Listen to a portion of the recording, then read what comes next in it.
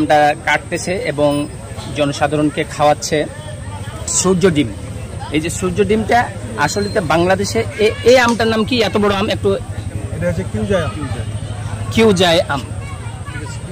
কিউজাই আম ভাই তৈরি করেছে, গাছ লাগাইছে ফার্মে এবং ফার্মে থেকে মানুষকে খাওয়াচ্ছে। মেহমান এসেছে আমাদের এই মেলাতে।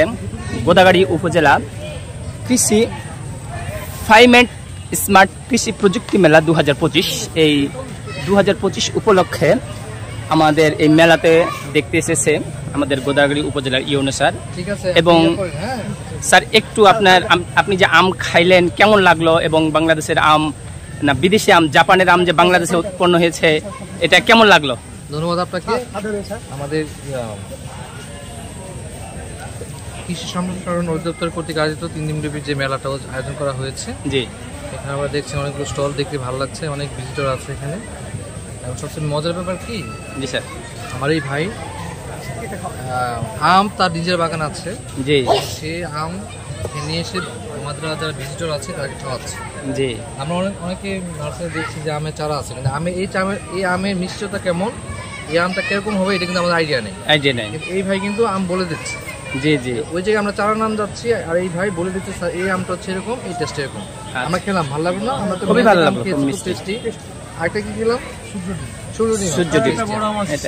এটা এই আমটা কি পাকে নাই, এই যে টক ঝাল মিষ্টি আম খেয়ে দেবো, খাওয়াতে পারেন। হ্যাঁ, খেলে ঠিক আছে না? কেটে টক ঝাল মিষ্টি আম খাওয়ার সমস্যা নেই।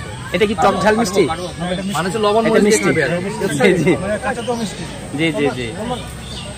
তো বাচ্চাদের আম খাওয়ান ভালো লাগবে, ঠিক আছে? আমরা আশা করি ওনার যেহেতু নিজস্ব একটা আছে, ফার্ম আছে, আমরা আশা করি দেখে অনেকে শিখবে।